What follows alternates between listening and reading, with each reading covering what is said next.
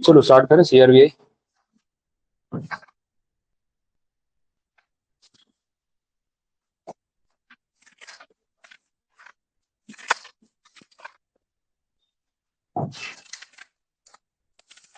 बोलो कल वाले टॉपिक्स सेक्शन 8, 9, 10 तीनों देखे अपन ने। सेक्शन 7 से काफी सिमिलैरिटी भी थी, तो उसमें किसी पॉइंट में आपको कुछ पूछना हो, कुछ क्वेरी है तो बताओ। क्लियर हो गया? सारे सिमिलर प्रोसीजर था, तो एक पढ़ोगे तो बाकी सब में रिपीटेशन काफी कुछ मिल रहा है।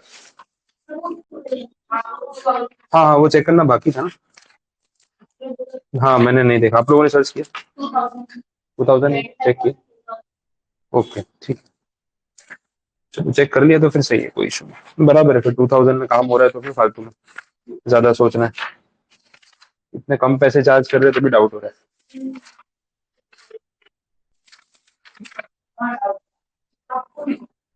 हाँ मुझे अमाउंट देख के लगा, हमें पर हमको क्या फर्क पड़ रहा है, 25,000 और 2,000 एग्जाम तक याद रहे ना रहे, क्या ही फर्क पड़ रहा है। ठीक है, जिसको फर्क पड़ रहा है वो ढूंढे अपने आप, और क्या, वो भी ठीक है। चलो सेक्शन नंबर 10 लास्ट अपन ने कंप्लीट किया। आगे की स्टोरी है पेज 28 से। इतना बड़ा चैप्टर ना वो खाली केस लॉज की वजह से बन रहा है, बाकी ऐसे थियरी देखा जाए तो काफी सिंपल चल रही, तो टेक्निकल पार्ट नहीं है उतना अभी।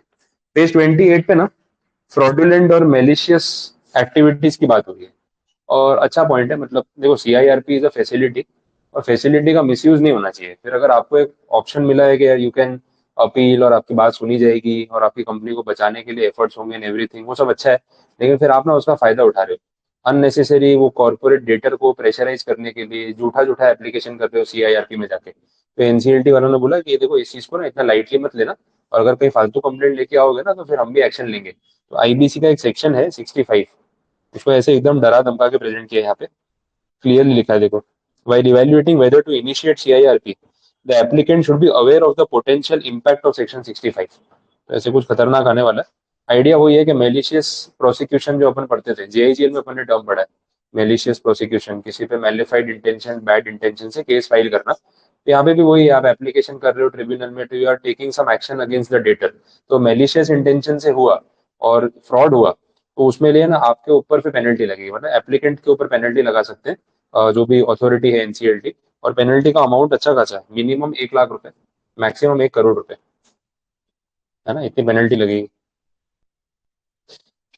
तो वो ध्यान रखना पड़ेगा। तो ऐसे तो पेनल्टी प्रोविजन ही है और कुछ नहीं है, बट कभी पेपर में आ भी जाते हैं। पेनल्टीज नहीं पूछते ऐसा तो कोई रूल है नहीं, बट क्वांटिटी बहुत कम रहती है, एक आध दो क्वेश्चन बन जाते हैं, बहुत ज्यादा नहीं रहता। तो इसके बिना पास नहीं होगे वैसा टेंशन नहीं है, पर याद रह जाती है तो ठीक है, एक पॉइंट ऐड हो जाएगा, तो वो आपके ऊपर है। मैं अननेसेसरी उस पर ज्यादा स्ट्रेस नहीं दे रहा हूँ। फिर बात हो गई लिमिटेशन एक्ट की। लिमिटेशन एक्ट भी अपन ने JIGL में पढ़ा हुआ है, 1963 का एक्ट था। ऑब्जेक्टिव क्या था उसका, कुछ ध्यान में है तो बता दो। हाँ, एक टाइम लिमिट में केस फाइल कर दो तो अच्छा है, अदरवाइज फिर बाद में आपकी बात नहीं सुनेंगे। ये इसलिए है कि जो एक्टिव है, जो डिलीजेंट है उसकी हेल्प करेंगे, जो लेजी है, इंडोलेंट है, डोरमेंट है, उसकी हेल्प नहीं करेंगे। तो वही आइडिया था। तो बोला कि लिमिटेशन एक्ट ना यहाँ पे अब एप्लीकेबल है। आइडियली जब IBC 2016 में आया तो उसमें ये चीज की एप्लीकेबिलिटी नहीं थी, लेकिन बाद में अमेंडमेंट आया। अमेंडमेंट आया 2018 में, पहले ऑर्डिनेंस पास हुआ, फिर बाद में अमेंडमेंट एक्ट पास हुआ 2018 में ही। और उसमें बोला कि भाई लिमिटेशन एक्ट ना इन सब प्रोसेस पे भी एप्लीकेबल रहेगा। NCLT, NCLAT, date recovery tribunal DRT, और उसकी अपेलेट ट्रिब्यूनल DRAT, चारों के ऊपर लिमिटेशन एक्ट एप्लीकेबल रहेगा। तो आप वहां जब भी जाओगे तो जो टाइम लिमिट्स होते हैं उसमें आपको एप्लीकेशन करना है। लेट होगा तो they can reject your application on this basis that you are late, ये हो सकता है वैसा। ऑर्डिनेंस और अमेंडमेंट एक्ट में कुछ डिफरेंस है क्या? ऑर्डिनेंस कुछ याद है? ऑर्डिनेंस और एक्ट हाँ हाँ, ऑर्डिनेंस में बाकी है। नहीं नहीं। हाँ हाँ, ऑर्डिनेंस जो है वो प्रेसिडेंट की तरफ से पास होता है, और एक्ट जो है वो पार्लियामेंट में पास होता है। तो फिर ऑर्डिनेंस क्यों पास होता है, उसका कोई रीजन है? सेशन में नहीं, हाँ। अपन ने कॉन्स्टिट्यूशन में पढ़ा हुआ है कि पार्लियामेंट के दो हाउसेज है, लोकसभा राज्यसभा, दोनों में जो बिल प्रेजेंट होता है वहां पे पास होता है, फिर जाता है प्रेसिडेंट के पास, उनके साइन होते हैं, फिर एक्ट बनता है। बट पार्लियामेंट पूरा साल काम करती नहीं है। तो जब पार्लियामेंट सेशन में नहीं है तब क्या होगा? तब इमरजेंसी में प्रेसिडेंट एक बैकअप पावर के तौर पे बिल पास कर सकते हैं। तो उसको एक्ट नहीं बोल सकते, उसको ऑर्डिनेंस बोलेंगे। अच्छा, फिर जब पार्लियामेंट के दोनों हाउसेज वापस सेशन में आ जाते हैं तो ये ऑर्डिनेंस वापस से प्रेजेंट होता है पार्लियामेंट में, और इसके ऊपर फिर से डिस्कशन होती है और लोकसभा राज्यसभा में जाता है। अब अगर वहां पे भी पास हो गया तो फिर वो एक्ट बन जाएगा, बट अगर नहीं पास हुआ तो फेल हो जाएगा, फिर ऑर्डिनेंस भी खत्म हो जाएगा। वैसा तो ये सीन है। तो पहले ऑर्डिनेंस पास हुआ, फिर अमेंडमेंट एक्ट आया, उसके बाद बोला कि लिमिटेशन एक्ट ये चारों एंटिटीज पे एप्लीकेबल रहेगा। तो सेक्शन 7, सेक्शन 9 और 10 तीनों जो अपन ने पढ़ा, तीन टाइप के CIRP बाय डिफरेंट एप्लीकेंट्स, तो वो तीनों में ये रूल एप्लीकेबल हो जाएगा। टाइम बार्ड हो गया, टाइम निकल गया, लेट हो गया, तो फिर लिमिटेशन एक्ट की वजह से आपकी एप्लीकेशन रिजेक्ट हो सकती है। ये स्टोरी। इसके बाद तो फिर केसेस हैं, एक बार वो अपन लास्ट में साथ में देखेंगे। पहले प्रोविजंस पढ़ लेते हैं। थोड़ा प्रोविजन सारे पढ़ लेंगे, फिर केस पे वापस आएंगे तो रिवीजन भी हो जाएगा, तो मैं साथ साथ में नहीं लेता। अब बात हो रही है एक्सक्लूडेड कैटेगरी की। बहुत अच्छा आंसर है। ऐसा मस्त गोल गोल घुमा घुमा के कंक्लूजन तक आए, तो उसमें आपका इंटरप्रिटेशन का पूरा जो है ना रिवीजन हो जाएगा, कैसे इंटरप्रिटेशन करना है। क्या बोला है, कौन से कॉर्पोरेट पर्सन ऐसे हैं जिनको CIRP में लेके नहीं जा सकते, तो कोई एक्सक्लूजन है कि जो एंटिटी CIRP में नहीं जा सकती, उसके बारे में बात हो रही है। तो स्पेसिफिक अगर हम बात करें तो इसमें टारगेट किया है फाइनेंशियल सर्विस प्रोवाइडर्स को, जैसे NBFCs और बैंक्स और ये सब जो एंटिटी है ना, उनके बारे में यहाँ पे बात की। तो सवाल ये पूछा गया कि भाई फाइनेंशियल सर्विस प्रोवाइडर्स जो है, क्या उनके अगेंस्ट CIRP इनिशिएट हो सकता है? Answer is no. कंक्लूजन में पहले उन्होंने बोल दिया नो, लेकिन फिर वापस आ गया कुछ एक्सेप्शन, पूछते घुमा फिरा के ये वो करके लास्ट में कंक्लूजन तक लेके गए। अपन लैंग्वेज एक बार पढ़ते हैं, देखते हैं आपको कितना समझ में आता है, फिर लास्ट में मैं कंक्लूड करता हूँ कि एग्जैक्टली क्या होगा। सबसे पहले तो डेफिनेशन दिए। अच्छा, डेफिनेशन का एक रेफरेंस आ गया। रेफरेंस है सेक्शन नंबर 3। अभी अपन ने डेफिनेशन के 3 सेक्शंस की बात की थी, एक सेक्शन 3, एक 5 और एक 79। जो 5 था वो तो पार्ट 2 के लिए, CIRP ऑफ कॉर्पोरेट पर्सन, उसके लिए। ये जो सेक्शन 3 है, this is a general definition section. इसमें इन्होंने ऐसा बोला है कि पूरे कोड में जो भी वर्ड कहीं पे स्पेसिफिक डिफाइन नहीं किए गए, सपोज सेक्शन 5 में स्पेसिफाई नहीं हुआ, सेक्शन 79 में स्पेसिफाई नहीं हुआ, तो जनरल डेफिनेशन सेक्शन 3 में। तो सेक्शन 3 की डेफिनेशन पूरे इंसॉल्वेंसी बैंक्रप्सी कोड पे लगती है, सिर्फ किसी पार्ट पे नहीं लगती। जनरल डेफिनेशन का सेक्शन है वैसा, तो इसको इस तरीके से एक्सप्लेन किया। और ये बात इन्होंने वो अपने चैप्टर 14 वाले में लिखी हुई है, उस पैम्पलेट में आप देखोगे ना, उसमें मिल जाएगा। अब उसी में से डेफिनेशन है कॉर्पोरेट पर्सन की। कॉर्पोरेट पर्सन कोई भी हो सकता है, कंपनी, LLP या फिर कोई अदर पर्सन, उसके बारे में बात की है। एक्सक्लूडिंग फाइनेंशियल सर्विस प्रोवाइडर्स, ये अंडरलाइन कर लो, यहीं से फिर आपको पॉइंट पे लेके जाएंगे। फाइनेंशियल सर्विस प्रोवाइडर्स के अलावा एक्सक्लूडिंग।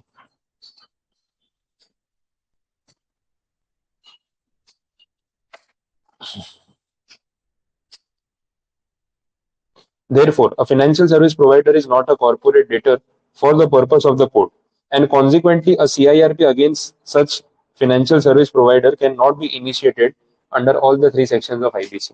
तो अभी तक की तो बात वही समझ में आ रही है। वे फाइनेंशियल सर्विस प्रोवाइडर, शॉर्ट में FSP बोलेंगे। तो FSP जो है वो कॉर्पोरेट डेटर की डेफिनेशन से बाहर है, कॉर्पोरेट पर्सन की डेफिनेशन से बाहर है, ऐसा बोला है।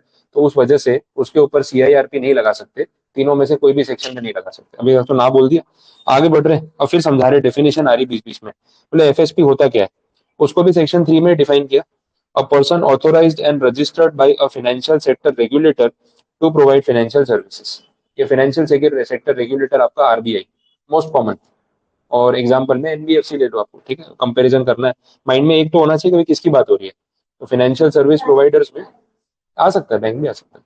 RBI जो है वो रेगुलेटर है, जो लाइसेंस देती है इनको कि फाइनेंशियल सर्विसेज दे सकते हैं। और फाइनेंशियल सर्विस प्रोवाइडर में बैंक्स, फाइनेंशियल इंस्टीट्यूशन जैसे NBFC, ये सब आते हैं, कॉमन नेम्स वही रहेंगे। मैं NBFC बार बार इसे बोल रहा हूँ क्योंकि आगे उसका केस आने वाला है, तो आपको थोड़ा रिलेट हो जाएगा, बाकी बैंक भी चलेगा। ठीक है, फिर बोला फाइनेंशियल सर्विसेज और फाइनेंशियल सेक्टर रेगुलेटर की भी डेफिनेशन है सेक्शन 3 में।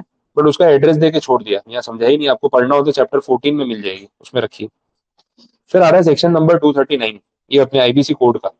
It entrust upon the central government the power to make rules by notification carrying out the provisions of this code without prejudice to the generality of the provisions of subsection 1.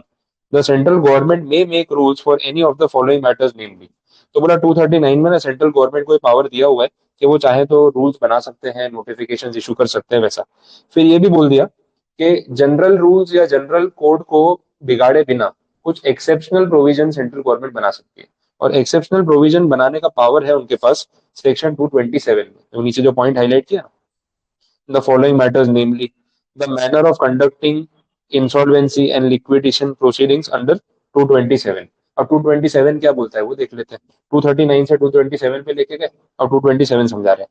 The central government, in consultation with the appropriate financial sector regulator, notify the FSP or categories of the FSPs about their insolvency and liquidation proceedings, which may be conducted under the IBC with such modification and in such manner as may be prescribed. तो पहले तो बोल दिया central government के पास power है कि बिना पूरे कोड को डिसरप्ट किए कुछ प्रोविजंस में वो अपने रूल रेगुलेशन एक्सेप्शनली बना सकती है। अब बोला इसके लिए आपको जाके देखना पड़ेगा 227 में जब गए तो बोला भाई कौन से एक्सेप्शन की बात कर रहे हैं यहाँ पे। तो बोला अगर मैटर एफएसपी का हो तो सेंट्रल गवर्नमेंट रेगुलेटर्स के साथ मिलके कुछ ऐसा प्रोसीजर डिफाइन कर सकती है जहाँ पे सीआईआरपी में उनको लेके जाया जा सके, बट स्पेशल केस होगा वो। तो इन शॉर्ट ऊपर मना किया था कि एफएसपी को हम सीआईआरपी में डायरेक्टली लेके नहीं जा सकते, यहाँ पे बोला कि नहीं इसका एक रास्ता है। लेकिन वो रास्ता क्या है कि सेंट्रल गवर्नमेंट रेगुलेटर के साथ मिलके इनके लिए कोई स्पेशल सीआईआरपी स्कीम फ्रेम करे जिसमें इनको आईबीसी में कवर अप किया जा सके। तो जनरल स्कीम जो सबके लिए होती है वो इनके लिए नहीं है, इनके लिए स्पेशल स्कीम बनाई जा सकती है। लेकिन सेंट्रल गवर्नमेंट ये काम अकेले भी नहीं कर सकती, उनको कंसल्ट करना पड़ेगा टू द रेगुलेटर। रेगुलेटर मतलब कौन, आरबीआई। तो मान लो कोई एनबीएफसी या बैंक के अगेंस्ट सीआईआरपी चलाना हो तो 227 में सेंट्रल गवर्नमेंट के पास ही पावर है। लेकिन ऐसा करने से पहले उनको उस एंटिटी का जो रेगुलेटर है उससे कंसल्ट करना पड़ेगा, और उसके कंसल्टेशन के बाद ही आगे बढ़ सकते हैं। ये कंडीशन हो गई। बाकी टर्म्स एंड कंडीशंस जैसे मॉडिफाई करने हो वैसे कर सकते हैं। तो इन शॉर्ट एफएसपी वालों के लिए स्पेशल सीआईआरपी स्कीम बन सकती है, और रेगुलेटर के कंसल्टेशन के साथ सेंट्रल गवर्नमेंट उनको सीआईआरपी में कवर अप कर सकती है। अब 227 खाली पैराग्राफ वापस पढ़ लो, एक पैराग्राफ, तो वो बात रिलेट हो जाएगी।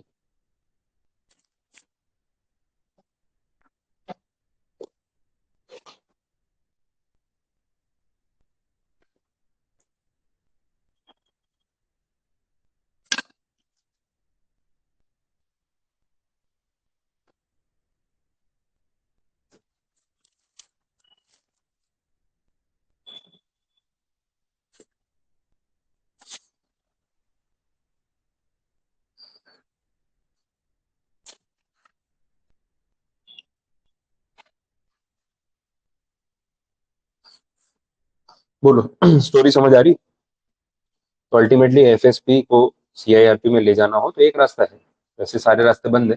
एक रास्ता खुला है कि भाई जहाँ पे रेगुलेटर को कंसल्ट करके सेंट्रल गवर्नमेंट इनके लिए कोई स्पेशल सीआईआरपी स्कीम अगर अरेंज करे तो हो सकता है। मतलब ऐसा भी नहीं कि 100% ना है, एक रास्ता है, पॉसिबल है, इसमें हो सकता है। तो वही क्लियर किया। Pursuant to its powers, the MCA introduced and notified the Insolvency and Bankruptcy Rules 2019 specific for FSPs। देख लो ब्रैकेट में लिखा है insolvency and liquidation proceeding of FSP and application to adjudicating authority rules. अब क्योंकि central government को power है कि regulator से बात करके वो रूल बना सकते हैं, तो उन्होंने आरबीआई से बात की। आरबीआई ने बोला ठीक है आप करो ऐसा, तो उस बेसिस पे सेंट्रल गवर्नमेंट ने रूल बना दिया।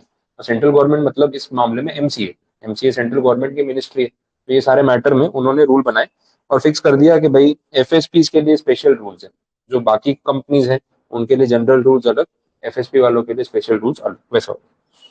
The FSP rules empower the government to commence the CIRP in terms of the IBC against financial service providers in consultation with the appropriate financial service या sector regulator as prescribed by the law। Same बात बोलती। In terms of the notification issued by MCA, the FSP rules would apply to NBFCs, which include housing finance companies also, with asset size of rupees 500 crore or more, as per the latest audited or the last audited balance sheet with RBI age appropriate financial service regulator. देखो वही story आ गई, इसलिए मैं NBFC बार बार बोल रहा था कि वो एग्जांपल आपको मैच हो जाएगा। इन्होंने ऐसा बोला कि इन रूल्स के बेसिस पे एमसीए ने नोटिफाई करके एनबीएफसी को यहाँ पे कवर किया। और ऐसी एनबीएफसी जिसमें हाउसिंग फाइनेंस कंपनीज भी कवर होती है, बट उनका असेट साइज 500 करोड़ रुपए या उससे ज्यादा होना चाहिए। तो उससे छोटी एनबीएफसी होगी ना, तो इन रूल्स के अंदर कवर नहीं होगी, उसके लिए सीआईआरबी प्रोसेस नहीं है। लेकिन ये नंबर क्रॉस होगा तो वो कवर हो जाएगी, वैसा बोले। और ऐसा करने से पहले एमसीए ने, जैसा ऊपर बोला था कि रेगुलेटर से बात करेंगे, आरबीआई से बात करके उन्होंने डिसीजन लिया, तो कोई प्रॉब्लम वाली बात नहीं वैसा।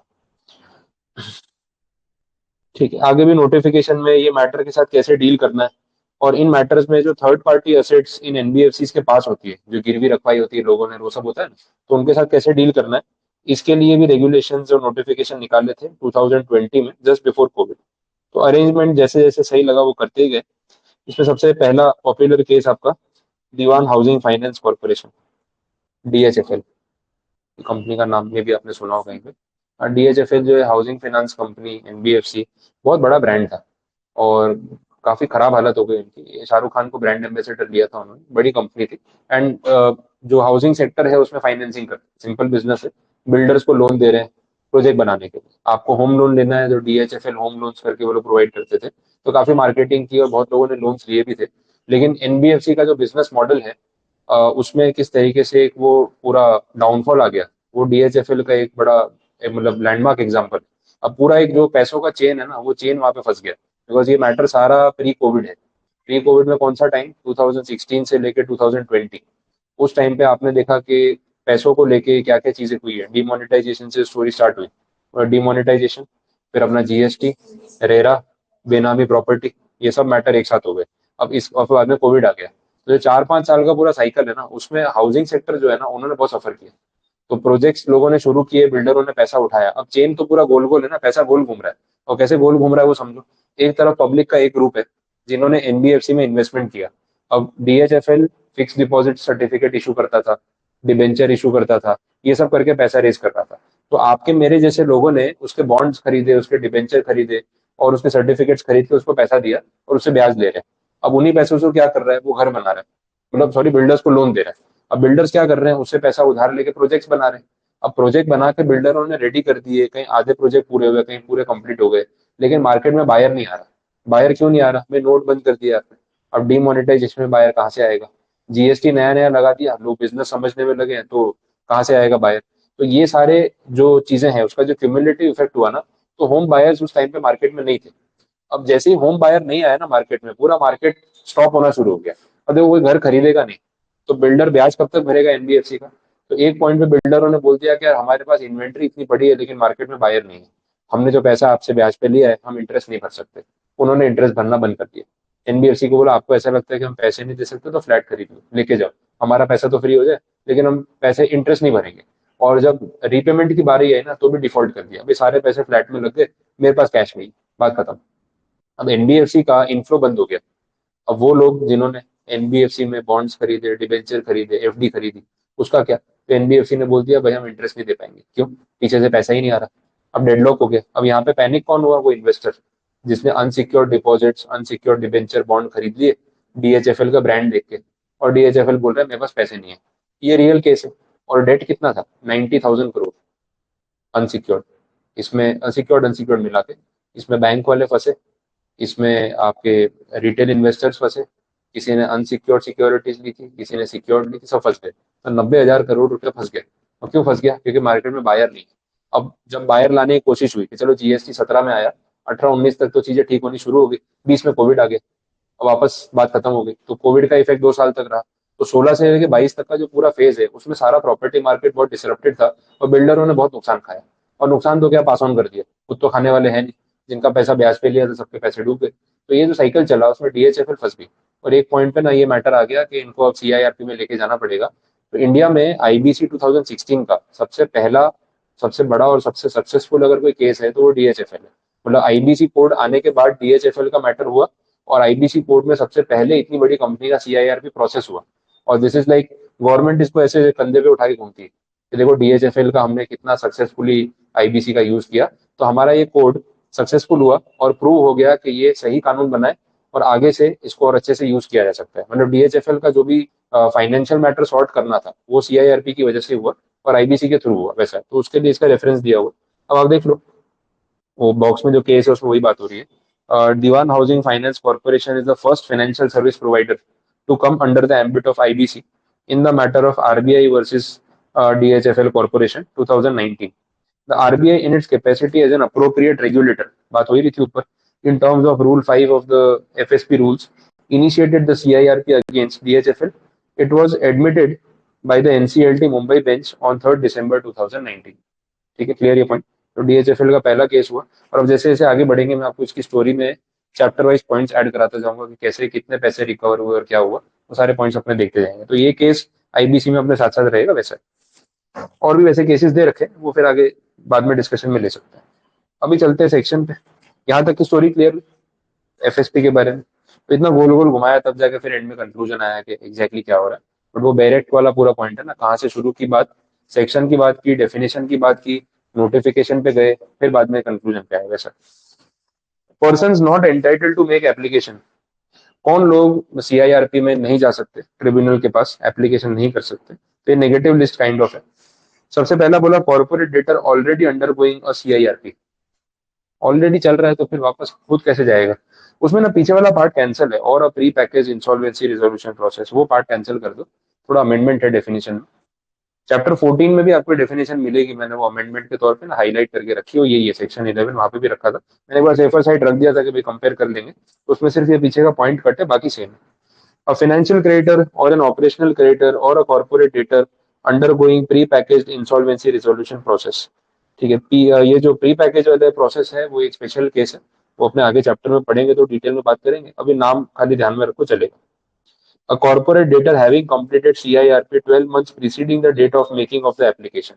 ऑलरेडी अभी पिछले 12 महीने में CIRP खत्म हुआ है, तो बार बार कहाँ एक ही प्रोसेस में जा रही है, तो 12 मंथ्स का गैप रहेगा उसमें, वैसा बोला।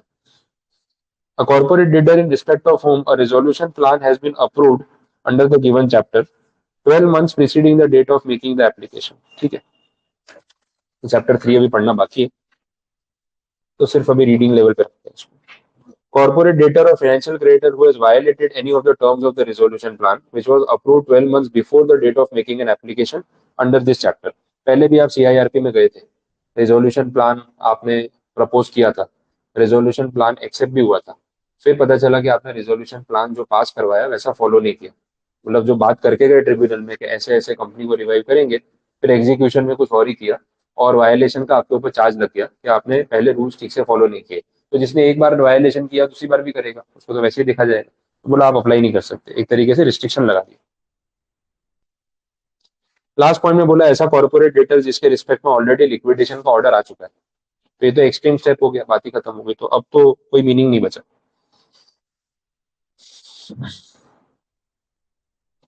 ठीक है, जो लास्ट पॉइंट है ना उसमें अमेंडमेंट का रेफरेंस आपको दिखेगा, 2020 में अमेंडमेंट एक्ट आया, उसमें इन्होंने ये बोला कि एक कॉर्पोरेट डेटर दूसरे कॉर्पोरेट डेटर के खिलाफ सीआईआरपी में जा सकता है। अब पहले रिस्ट्रिक्शन था, अब बोला जा सकता है, क्योंकि मैं कंपनी हूँ, सामने वाला एक कंपनी है, लेकिन मैं कंपनी हूँ वो अलग बात है, बट मैं क्रेडिटर भी तो हो सकता हूँ, तो मैं एज अ क्रेडिटर सामने वाली कंपनी के खिलाफ जो है वो एक्शन ले सकता हूँ, मेरे पैसे लेने बाकी है, बस जस्ट बिकॉज मैं कंपनी हूँ मैं नहीं जा सकता, ऐसा तो होना नहीं चाहिए। तो एक कॉर्पोरेट डेटर दूसरे के खिलाफ सीआईआरपी में जा सकता है, ये इन्होंने अलाउ कर दिया, बस उतना ही पॉइंट है उसमें। आपको लैंग्वेज रीड करनी है बोले तो पूरी कर लो।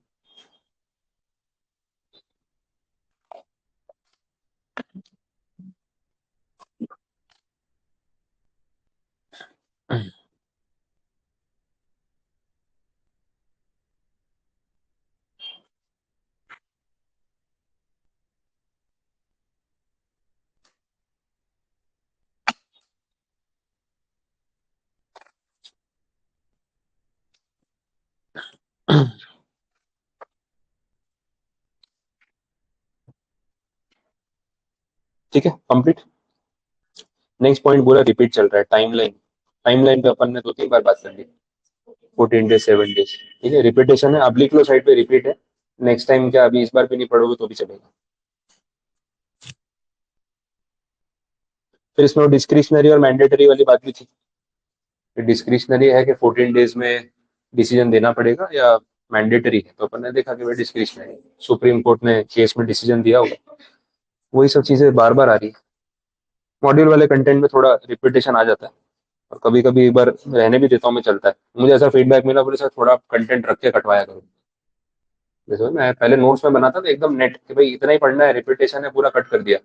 तो क्या है ना, जब पढ़ते टाइम स्टूडेंट बोलते सर सब कुछ पढ़ाते हो आप, तो कुछ कट नहीं करवा रहे नोट्स में से। बोले यार ये भी अजीब डिमांड है कि नोट्स में सब कुछ पढ़ा रहा हूँ तो वो भी प्रॉब्लम है। तो मुझे कुछ बच्चों ने ऐसा फीडबैक दिया, बोले सर थोड़ा बहुत कैंसिल हो जाता है तो ऐसे मन को ऐसे अच्छा लगता है, खुशी मिलती है कि चलो कुछ तो कैंसिल हुआ। तो बोला चलो ये भी स्कीम अच्छी है। अब वही ना, वो कंज्यूमर बिहेवियर ठीक है। तो मैं बोला चलो दो चार टॉपिक एक्स्ट्रा रख देंगे, तो कभी कभी रिपीटेशन दिख रहा होता है, मैं जाने देता हूँ। मैंने चलो रख के कटवा देंगे तो आपको भी लगेगा कुछ तो माइनस करवाए। हाँ, उस बहाने में भी मुझे को दुआएं मिल जाती है उसकी। ज्यादा पढ़ाता हूँ तो गालियां ज्यादा पड़ती है सब। चलो, तो ये टाइम लाइन पूरा रिपीट था, उसको जाने दो। उसके बाद आ गया सेक्शन नंबर 12, वापस से वही बात, 14 डेज 7 डेज, ठीक है, और एक बार फिर से रिपीट कर दिया। चलो, उसके बाद जो टॉपिक है उसका टाइटल देख लो। आप लोगों ने बात कितनी बार पढ़ी है? अपॉर्चुनिटी ऑफ बीइंग हर्ट, है ना। बार बार पढ़ चुके अपन कितने लॉज में कि यार किसी की बात सुनना भी सीखो। हाँ, उस पर इल्जाम लगा रहे हो तो उसकी भी सुन लो, कम से कम उसको बोलने तो दो कुछ। आपने तो पहले ही जज कर लिया, तो ऐसा नहीं होना चाहिए। मतलब यहाँ पे ट्रिब्यूनल में आप जज ही हो, नाम ही आपका जज है, लेकिन ऐसे जज करना अच्छी बात नहीं है, ठीक है। बस तो उस आंसर में आपको टेक्निकल कुछ नहीं मिलेगा। रीडिंग रीड ओनली वाला पार्ट है, और लर्निंग वाला भी कुछ नहीं है। सिर्फ सिंपली उन्होंने ये बताया हुआ है कि भाई एप्लीकेशन आई है तो सीआईआरपी के खिलाफ, मतलब जो कंपनी है उसके खिलाफ एप्लीकेशन एक्सेप्ट करने से पहले एडजुडिकेटिंग अथॉरिटी की रिस्पॉन्सिबिलिटी बनती है कि कॉर्पोरेट डेटर को एक बार अपनी बात बोलने का मौका दे, उसके बाद डिसीजन ले एक्सेप्ट करना है कि रिजेक्ट करना है, वैसे उतना पॉइंट है। इसके बाद आ गया सेक्शन 12 कैपिटल ए। यहाँ बात हो रही है विड्रॉवल की। ये वो लोग हैं जो लाइफ में कंफ्यूज रहते हैं, ठीक है, काम करूँ या ना करूँ।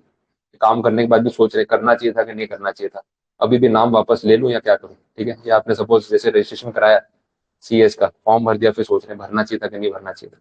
तो इंस्टीट्यूट अभी भी ऑप्शन दे रहा है, बोले सोच लो कोई बात नहीं, वापस लेना, नाम वापस ले लो, कोई फर्क नहीं पड़ता। तो अब ऐसे कंफ्यूजन में रहोगे तो क्या ही होगा। तो बोला ऐसे लोगों के लिए भी सेक्शन बना दिया। एप्लीकेशन करने के बाद भी अगर आपका मन बदल गया कि छोड़ो यार कौन इस पंगे में पड़ेगा, जाने दो, नाम वापस ले लेते हैं, तो आप एप्लीकेशन विड्रॉ भी कर सकते हो, वो भी ऑप्शन है।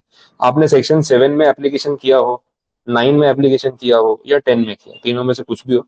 7 वाला किसके लिए था वैसे? फाइनेंशियल ग्रेड है। 9 वाला ऑपरेशन, और 10 वाला कॉर्पोरेट डेटर खुद, कंपनी खुद ही जा रही है, ठीक है। तो वो डिफरेंशिएशन भी ध्यान रखना है। तो यहाँ पे बोला है कि आप विड्रॉवल कर सकते हो, लेकिन विड्रॉवल पूरे प्रोसेस के कौन से स्टेज पे करोगे ना, उससे भी फर्क पड़ता है।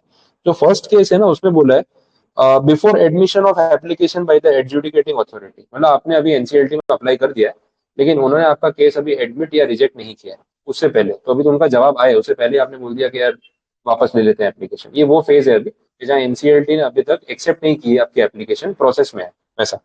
दूसरा जो केस है उसमें बोला after admission but before the constitution of committee.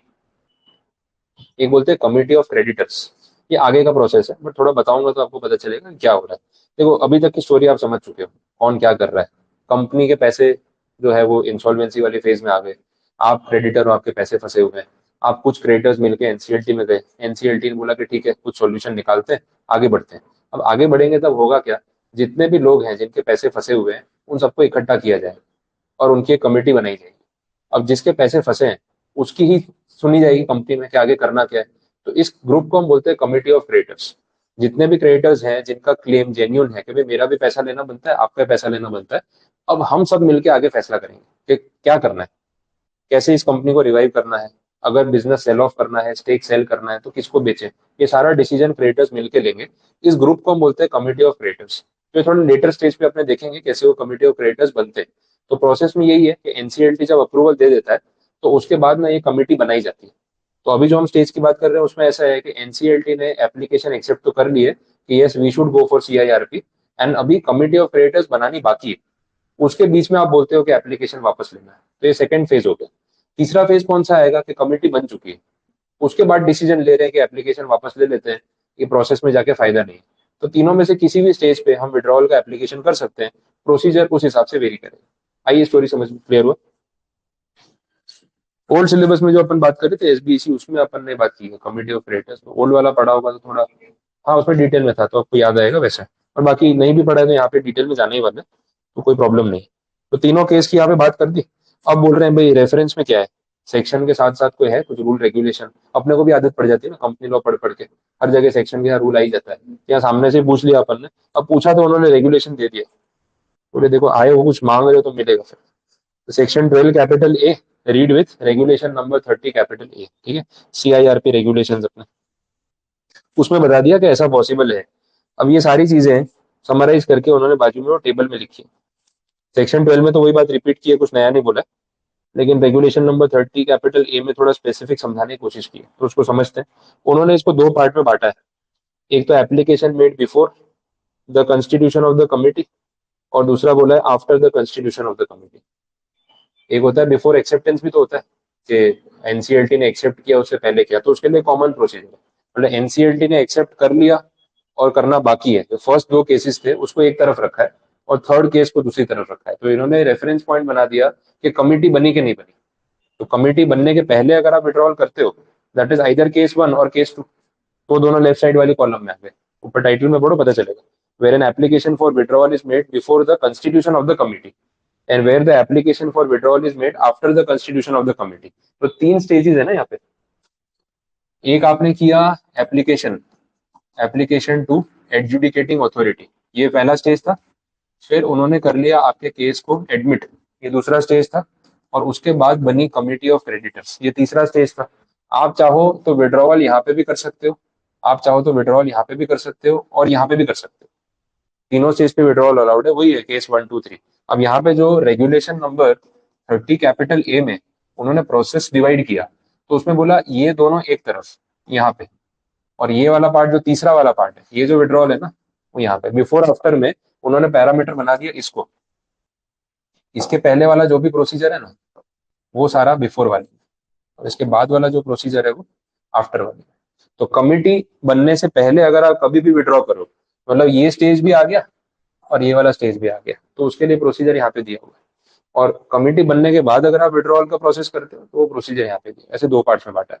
तो वैसे तीन केस बताए, लेकिन प्रोसीजर दो पार्ट में डिवाइड किया। ठीक है, समझ आ गया। चलो देखें, तो जो बिफोर वाला है, कमिटी बनने से पहले अगर आप एप्लीकेशन विड्रॉ करना चाहते हो तो क्या करना पड़ेगा।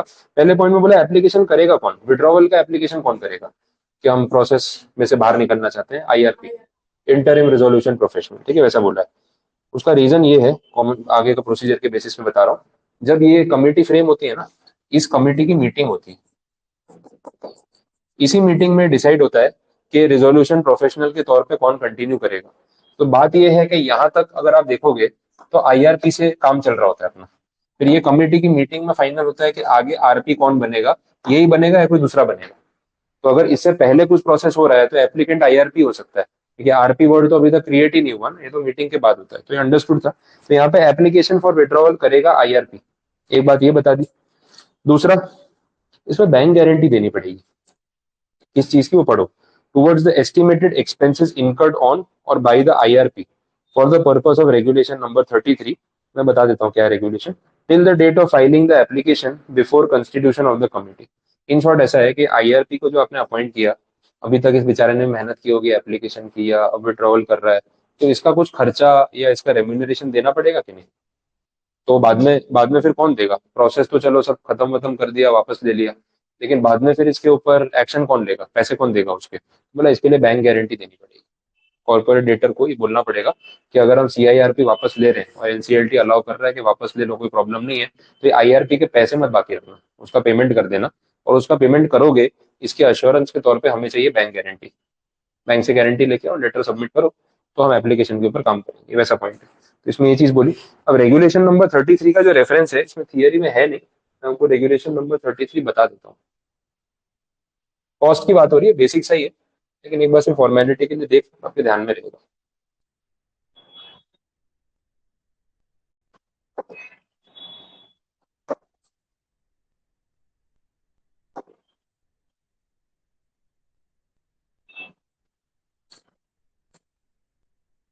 देखो बात वही हो रही है, insolvency resolution process cost, this is regulation number 33, the cost of IRP। तो IRP का खर्चा और उसकी सैलरी, ये उसको मिल जाना चाहिए। तो बैंक गारंटी ट्रिब्यूनल उस बेसिस पे मांग रही है कि हम अगर आपका एप्लीकेशन का विड्रॉवल एक्सेप्ट कर लेते हैं, तो इसने अभी तक जो मेहनत की है इसके पैसे दे देना, फिर ऐसा ना हो कि पेमेंट ना करो। और अगर नहीं करोगे तो बैंक वाले पे करेंगे, इसका अश्योरेंस हमें चाहिए। बस ये बात हो रही है, रेगुलेशन बहुत छोटा सा, खत्म हो गया, इतना ही पॉइंट। एक्सपेंसेस की बात कर रहे हैं, एडजुडिकेटिंग अथॉरिटी, पहले बोला है कि applicant shall fix the expenses to be incurred. तो आईआर पे खुद बता दे भाई मेरी इतनी फीस है और इतना मेरा खर्चा है, तो उसके बेसिस पे फाइनल कर लेंगे।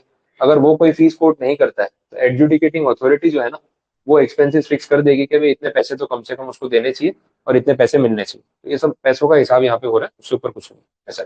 अब यहाँ पे इन्होंने मॉड्यूल में रेगुलेशन 33 कवर नहीं किया, बट रिलेट हुआ तो आपको खाली पॉइंट बता दिया कि इसमें ये सब चीजें।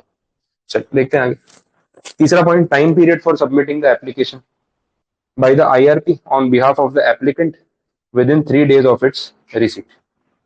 एप्लीकेंट तो मतलब जिसने पहले एप्लीकेशन की थी, अब वो फाइनेंशियल क्रेडिटर हो सकता है, ऑपरेटिंग हो सकता है, डेटर खुद हो सकता है। बट उसके बिहाफ पे अभी ये वाली एप्लीकेशन आईआरपी कर रहा है, और टाइम लिमिट बता दी है कि 3 दिन का टाइम मिलेगा। एप्लीकेंट ने जिस दिन आईआरपी को बताया उसके 3 दिन में उसे एप्लीकेशन आगे सबमिट करनी पड़ेगी। तो ये प्रोसीजर है, ठीक है। अब इसके बाद ट्रिब्यूनल क्या करेगी, या तो इस चीज को एक्सेप्ट करेगी या फिर रिजेक्ट करेगी, दोनों में से एक ही हो सकता है। उसके बारे में बोला, the applicant shall deposit an amount towards the actual expenses incurred for the purpose referred to in the clause A or B of sub regulation 2 till the date of approval by the adjudicating authority. Starting में तो adjudicating authority ने सिर्फ guarantee मांगी थी कि आप बाद में पैसे पे करोगे, इसका हमें अश्योरेंस चाहिए। अब वो टाइम आ गया कि पैसे पे करो, मतलब हम आपका एप्लीकेशन का विड्रॉवल अलाउ कर रहे हैं, वापस ले जाओ, लेकिन पैसे देके जाओ। आईआरपी के पैसे जमा करवाओ, उसका पेमेंट अभी करो, उसका कॉस्ट क्लियर करो, तो आपका अप्रूवल सैंक्शन हो जाएगा वैसा। The amount of deposit shall be determined by the IRP or RP as the case may be, वो बात हो गई। The applicant shall deposit the amount within 3 days of such approval in the bank account of the corporate debtor। 3 दिन के अंदर पैसे जमा हो जाने चाहिए। तो जिसने ये एप्लीकेशन किया था, चाहे वो फाइनेंशियल क्रेडिटर हो या ऑपरेशनल क्रेडिटर हो, खर्चा उसी की वजह से हुआ ना, इसलिए तो आईआरपी अपॉइंट करना पड़ा, उसकी फीस देनी पड़ी, तो पैसे भी तो वही देगा, तो उसको पैसे जमा करवाने पड़ेंगे, तभी उसकी एप्लीकेशन का विड्रॉवल अप्रूव होगा। कॉमन सेंस वाली स्टोरी और कुछ नहीं।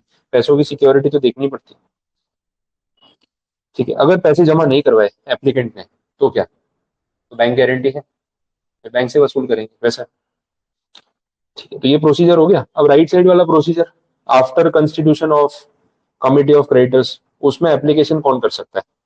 तो इसमें देखो आईआरपी भी अप्लाई कर सकता है, आरपी भी अप्लाई कर सकता है। आपको समझ आ गया होगा क्यों, कि कमिटी बन चुकी है तो हो सकता है आरपी अपॉइंट हो गया है ना, इसीलिए, ठीक है। इसमें बोला, in this case if the application is made after the issue of invitation for expression of interest under regulation 36 capital A, the applicant shall state the reasons justifying the withdrawal after issue of such invitation. अब ये भी आगे के procedure का part है, तो मैं cut short करूंगा इसको। यहाँ पे बोला है कि invitation for expression of interest, ऐसा कुछ टर्म यूज कर रहे हैं, रेगुलेशन 36 कैपिटल ए। प्रोसेस में ये होता है, एक बार कमिटी ऑफ क्रेडिटर्स बन जाती है, फिर उसके बाद है ना एक अनाउंसमेंट किया जाता है कि भाई देखो कमिटी बन गई है, अब क्या करना है आगे, रेजोल्यूशन प्लान पास करना है। तो आप में से जो लोग रेजोल्यूशन प्लान सबमिट करने में इंटरेस्टेड हो, तो आप अपना इंटरेस्ट हमें नोट करवा सकते हैं कि भाई मेरे पास एक प्लान है, ऐसे हम कंपनी को बचा सकते हैं। तो आपके पास कोई ऑफर है तो आप लेके आ सकते हो, एक ये होता है। दूसरा, जो क्रेडिटर्स होते हैं उनसे क्लेम्स मंगवाए जाते हैं कि किसका कितना पैसा बाकी है, उसकी लिस्ट दे दो, तो ये सब स्टोरी चलती है। तो उसमें से ये पॉइंट है, invitation for expression of interest, कि भाई मेरा इसमें इंटरेस्ट है और मैं रिजोल्यूशन प्लान सबमिट करना चाहता हूँ। तो वो इन्विटेशन अगर जा चुका है, मतलब आपने ओपन पब्लिकली अनाउंस कर दिया है कि भाई जो भी लोग अपना अपना रिजोल्यूशन प्लान सबमिट करना चाहते हैं वो करें, तो अगर ये हो चुका है और उसके बाद आप एप्लीकेशन विड्रॉ करने की बात कर रहे हो, थोड़ा लेट हो गया है, तो फिर राइटिंग में आपको रीजन देना पड़ेगा उन लोगों को, उन इंटरेस्टेड पार्टीज को, जिनको आपने ऑलरेडी इन्विटेशन भेज दिया था, कि अब ऐसा क्या हो गया कि एकदम से आप एप्लीकेशन वापस लेने पे आ गए। छोटा सा प्रोसीजर है, वो करो, उसके बाद आगे बढ़ो। तो एक कंडीशन ऐड कर दी और कुछ नहीं। बी पॉइंट सेम है, बैंक गारंटी वाला, एस्टिमेटेड एक्सपेंसेस। इसमें रेगुलेशन नंबर खाली चेंज हो गया, 33 के बदले 31 हो गया, वो भी सिमिलर पॉइंट पे ही काम कर रहा है। और टाइम लिमिट यहाँ पे चेंज हो गई। कमिटी जो है इस एप्लीकेशन को अगले 7 डेज के अंदर कंसिडर करे, ये बोल दिया। और फिर उसके बाद इसके ऊपर एक रेजोल्यूशन पास करे। रेजोल्यूशन पास करने के लिए मेजोरिटी होनी चाहिए 90%। कमिटी ऑफ क्रेडिटर्स में आपस में कंसेंट बनना चाहिए कि हाँ भाई हमें एप्लीकेशन विड्रॉ करनी है, और 90% वोटिंग शेयर वाले क्रेडिटर्स का इसमें जो है कंसेंट होना चाहिए। उसके बाद रेजोल्यूशन प्रोफेशनल ये एप्लीकेशन लेके जाएगा ट्रिब्यूनल में, और इनका कंसेंट आने के 3 दिन के अंदर अंदर। तो कमिटी को सोचने के लिए कितना टाइम दिया गया, 7 दिन, कि आप लोग आपस में 7 दिन में सोच के रेजोल्यूशन पास कर लो। आपके रेजोल्यूशन पास करने के बाद आरपी को कितना टाइम मिलेगा सबमिशन के लिए, 3 दिन। वो 3 दिन पहले भी सेम थे, यहाँ पे भी 3 दिन ही है वैसा। और नीचे क्या एक्शंस 4 पॉइंट वाले कॉमन, पैसों की बात तो सेम ही रहने वाली है। ठीक है, समझ आया? तो ये था रेगुलेशन 30 कैपिटल ए। अच्छा टॉपिक है, टिक करके रखना कि अंदर का प्रोसीजर आपको सही से पता हो। दोनों में से एक प्रोसीजर एक आंसर बन सकता है, कोई भी पूछ सकता है, लेकिन एक प्रोसीजर एक आंसर बन सकता है वैसा। बोलो, यहां तक समझ आया? क्लियर हो? आगे देख लो, अब एकदम इजी वाला सेक्शन आ गया फिर से, section number 12, only time limit. कुछ नहीं है, सीआईआरपी का प्रोसेस कितने दिन में कंप्लीट हो जाना चाहिए। जो मेन ऑब्जेक्टिव था ये सब बनाने का कि भाई जल्दी करो, ये जो 5-5 साल लगा देते हो, 4-4 साल लगा देते हो, वो सही नहीं है। तो ना, यहाँ पे सीआईआरपी 180 डेज में कंप्लीट हो जाना चाहिए। ठीक है, पूरा साल भी नहीं मांगा है, सिर्फ 180 डेज, 6 महीने। 6 महीने में सीआईआरपी का प्रोसेस कंप्लीट करना जरूरी है। जब से इनिशिएट हुआ ना, जिस दिन ट्रिब्यूनल ने एक्सेप्ट किया ना, एडमिट कर लिया ना और आपको कम्युनिकेट कर दिया, वहां से 180 डेज काउंट होंगे वैसा। फिर वही बात आ जाती है, जैसे ही आप टाइमलाइन फिक्स करते हो ना, सब लोग आ जाते हैं, सर कभी लेट हो गया तो, नहीं हो पाया तो 180 डेज में, तो भाई एक्सटेंशन ले लेना। और तो क्या, ये सुनना था ना कि एक्सटेंशन मिलेगा, तो एक एक्सटेंशन का ऑप्शन रखा है। बट फिर एक्सटेंशन मांगते रहोगे बार बार तो बात वही आ जाएगी। तो बोला एक ही बार एक्सटेंशन देंगे, ओनली वन टाइम, और वो भी मैक्सिमम 90 डेज का, उससे ऊपर नहीं। तो सोच समझ के आप एक्सटेंशन मांगना, एक बार एक्सटेंशन मिलेगा और 90 डेज का मैक्सिमम, उसके बाद एक्सटेंशन का ऑप्शन नहीं। तो काम आपको एक डेडलाइन में खत्म करना ही पड़ेगा। बाकी इसमें फॉर्मेलिटीज क्या है वो देख लेते हैं। तो 180 डेज और 90 डेज वाली कंडीशन क्लियर हुई। फिर इसमें लास्ट में आपको ना 330 डेज भी दिखेगा। बोला देखो, 180 + 90 करके 270 आपने गिन लिया है। बट क्या है, थोड़ा बहुत और additional processing time, legal proceedings, ये सब में लग जाता है। कुछ भी करके मैक्सिमम ये सारा ड्यूरेशन 330 डेज तक जा सकता है, उसके ऊपर नहीं जाएगा। अब यहाँ तक आते आते आपको लगता है बढ़ाते ही जा रहे हैं, 180 बोल के 330 तो कर दिया, फिर वही 2-4 साल ना लगा दे, तो ये लास्ट है, इसके ऊपर कोई एक्सटेंशन नहीं है।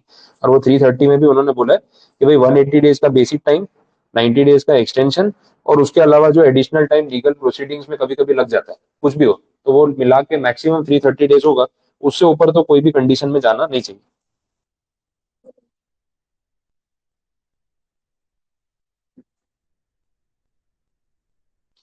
ठीक है, क्लियर हुआ? अच्छा, अभी जो 90 डेज के एक्सटेंशन की बात अपन कर रहे थे, ये एक्सटेंशन के लिए आपको अप्लाई करना पड़ेगा ट्रिब्यूनल में। और ये एप्लीकेशन करने से पहले ना आपको क्रेडिटर से पूछना पड़ेगा कि एक्सटेंशन के लिए जाएं तो चलेगा क्या, क्योंकि उनके पैसे फंसे हुए हैं। आप जितना लेट करोगे उनका तो और वेटिंग टाइम बढ़ जाएगा ना। तो उनकी परमिशन तो लेनी पड़ेगी ना कि और एक्सटेंशन लेना चाहिए कि नहीं। तो 66% मेजोरिटी के वोट्स अगर मिलेंगे कि हाँ भाई टाइम एक्सटेंशन ले लो, चलो ठीक है, हम भी समझ रहे हैं, तो ही फिर ये टाइम एक्सटेंशन के लिए अपने एप्लीकेशन कर सकते हैं, अदरवाइज नहीं। वो ऊपर फ्लो चार्ट में भी लिखा है, और नीचे आप सेक्शन में देखोगे तो थर्ड पॉइंट में दिखेगा, application to file for extension beyond 180 days, उसी में वो बात लिखी है। 66% क्रेडिटर्स का कंसेंट होगा कि हाँ भाई एक्सटेंशन के लिए जाना चाहिए, तो ही जा सकते हैं, अदरवाइज नहीं जा सकते ऐसा।